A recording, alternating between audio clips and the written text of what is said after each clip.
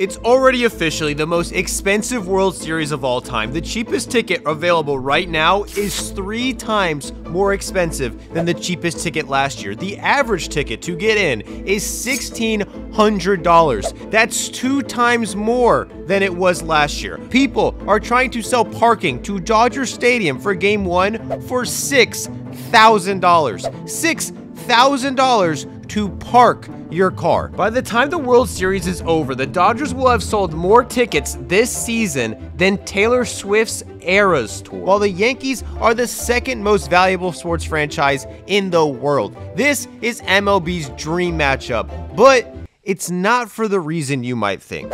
Obviously, having the 2 teams in the biggest markets face each other in the biggest game is good for ratings. Just look at last year when the Diamondbacks played the Rangers and set the record for lowest TV ratings in World Series history. But believe it or not, this year's World Series might actually be the most watched World Series in history, because not only does this series feature the 2 biggest markets in the country with populations of a combined 12 million people, for perhaps the first time ever, the World Series features a 3rd market, and it's bigger than both New York City and LA combined. Japan is losing its mind over the World Series. There's only 9 active Japanese-born players in MLB. MLB is only the 2nd most popular baseball league in the country behind their own league, NPB, yet despite airing at 9 a.m. in Japan, Game 5 of the NLDS averaged 14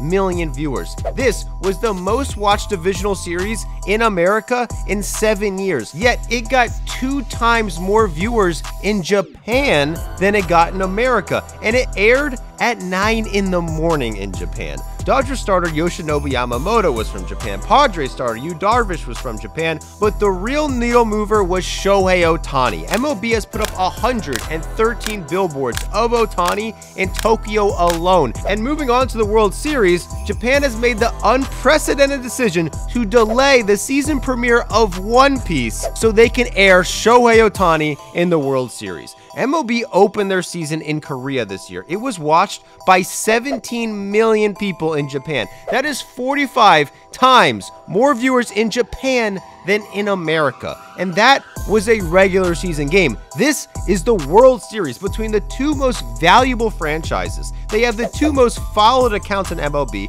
They rank 1st and 2nd in attendance. They have the 2 best players in MLB, have the 2 best records in MLB, and if you count the $68 million the Dodgers will eventually have to pay Shohei Ohtani for this season, these 2 teams spent more money on their active payrolls than any 2 teams in history. So it seems like these 2 teams making it to the World Series should be no surprise. In reality, this never happens. In a full season, the 2 teams with the best regular season records have only ever met in the World Series twice in the past 20 years. For the first time in forever, the league's undisputed biggest juggernauts are facing each other in the World Series. Yankees vs. Dodgers is the most common World Series matchup in history. It's happened 11 times. However, it hasn't happened in 43 years. That series, a fire broke out in the stadium. Owner of the Yankees, George Steinbrenner, claimed he beat up 2 Dodgers fans in an elevator, a story some people think he made up, and did a press conference covered in bandages to brag about it, and the Dodgers won their 5th World Series. But nowadays, these teams rarely play. In June, the Dodgers went to Yankee Stadium for the first time in 8 years.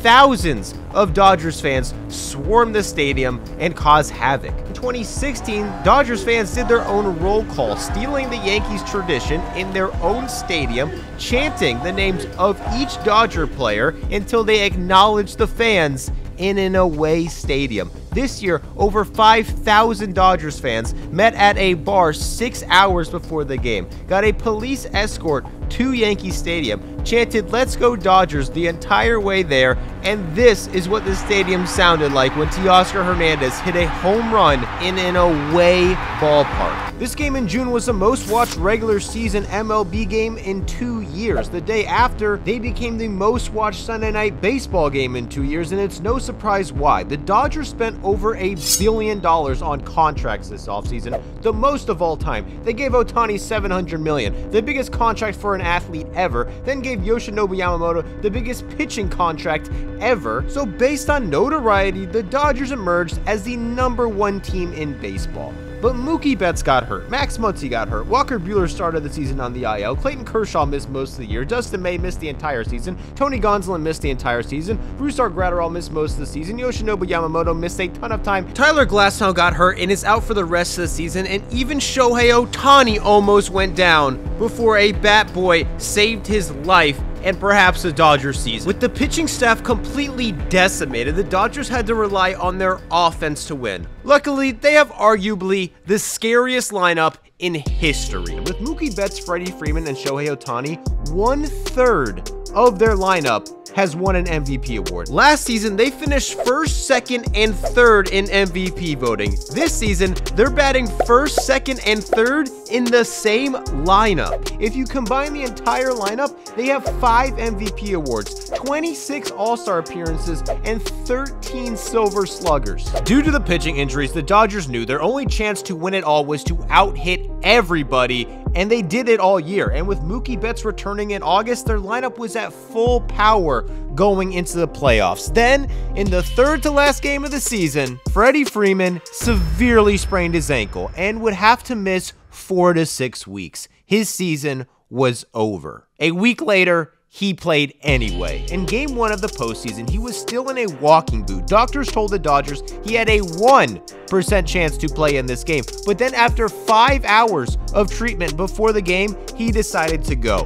Freeman ripped a first inning single. When he came up again in the third, he ripped another single. Then, against orders, he stole second base on an ankle he wasn't even supposed to walk on. His own manager described Freeman as, quote, medicated. The next game, he couldn't even make it past 2 at-bats before he had to leave the game. He's been doing 5 hours of treatment before every single game, and by refusing to rest, he's developed a bone bruise from his bones, quote, smacking against each other. He's taping his ankle over his cleat. Even this simple play almost ruined him. In Game 5, this semi-routine play was so painful for Freeman that the team literally had to do a mound visit just to give him a break. This was Game 5 of the NLDS, facing elimination against their division rivals. This was the most watched divisional series game in 7 years, in large part due to this guy. But it was actually this guy who made the difference. Kike Hernandez was a Dodger favorite and playoff hero for years in LA, but he left. This year, he came back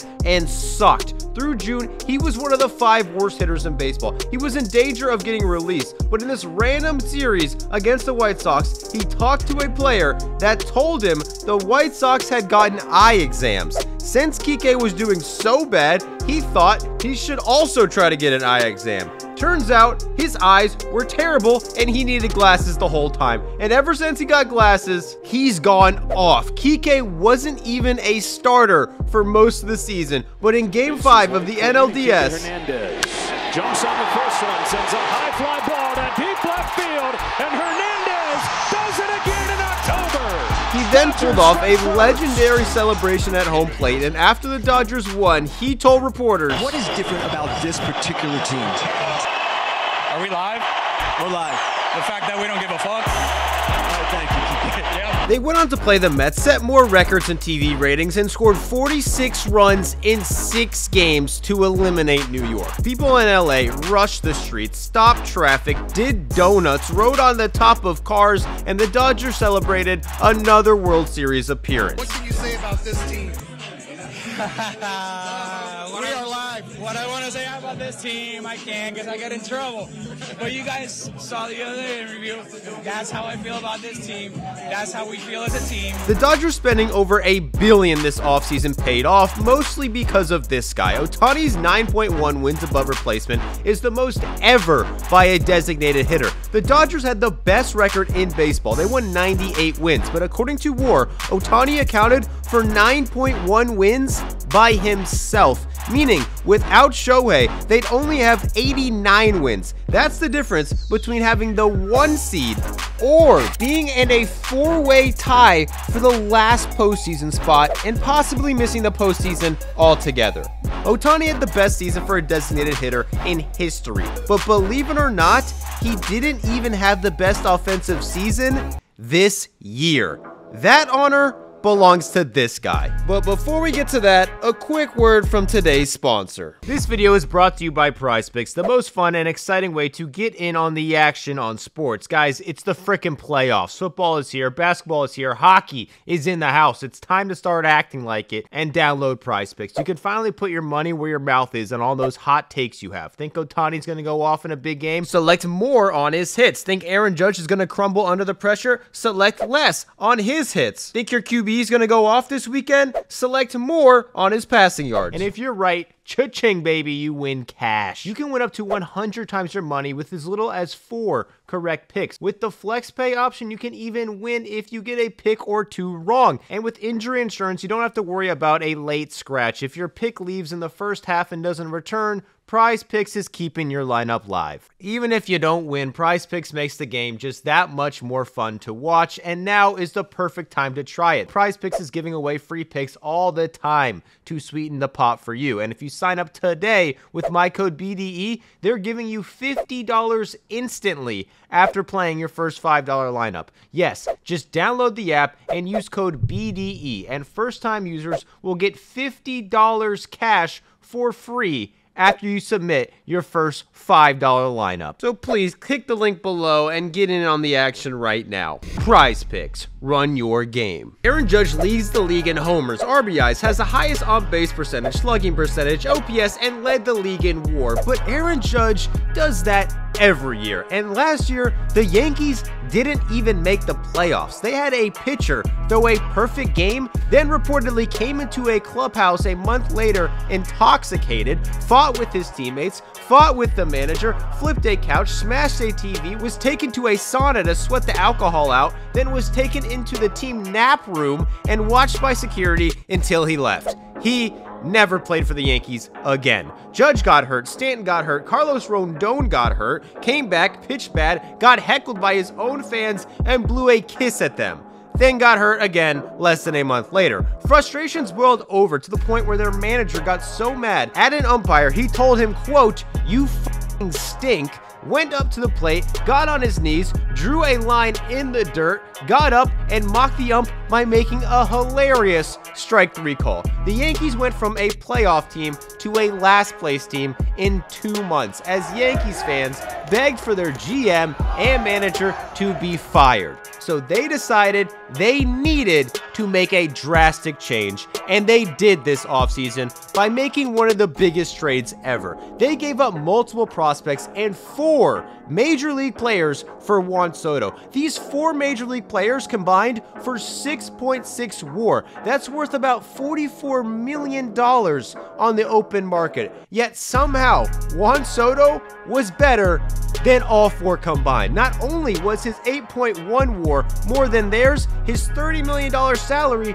was actually below market price. The Yankees entered the playoffs with the best odds to make it to the World Series, but Judge instantly went 0 for 4 with 3 strikeouts in Game 1, went 2 for 13 in the first round, and in his 7 postseason appearances so far, Judge literally has the highest strikeout rate in baseball history. And while all the conversations around the Yankees were about whether or not Judge was a choker, his teammate took over. At one point, Giancarlo Stanton was as dangerous as a hitter as Judge is, but that was 7 years ago. Like Judge, he was a larger-than-life, insanely jacked monster who was unstoppable. Now, he can't even run. Literally, this guy can't run. This is him trying to score on a hit to center field. He hit this ball 385 feet. He hit it to the deepest left field in MLB and only got a single. After winning the MVP, he signed a mega deal to play for the Yankees, but then he injured his knee. Later that year, he hurt his quad. Then he strained his hamstring, came back, hurt his quad again, then strained his calf while warming up, injured his Achilles, hurt his foot, and strained his hamstring twice. Stanton is 34 years old and probably shouldn't even be walking. He's missed 365 games since 2018, but in the postseason, he is unstoppable. He's been in it 6 times and has a career OPS over 1,000. This postseason, he already has 5 home runs. 3 of them have been tying or go-ahead homers. He leads the league in OPS this postseason and has carried the Yankees. Finally, in Cleveland, Judge joined him, coming alive in the series. He hit a game-tying home run in the 8th inning against the best closer in the league. The next batter was Giancarlo Stanton. He hit another home run to take the lead. The Yankees shocked the Guardians and only needed one more out to go up 3-0 when Joneski Noel came to the plate. His nickname is Big Christmas.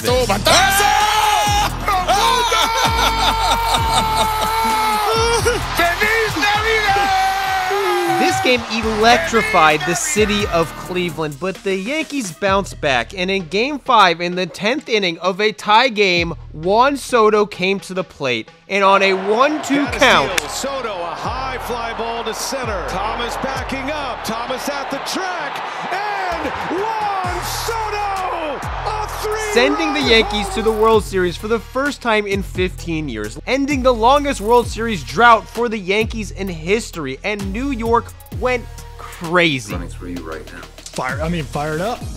Had a couple IPAs, like, with the boys. During the championship series, many people noticed that when the Yankees hit a homer, MLB tweeted things like, Giancarlo Stanton goes boom!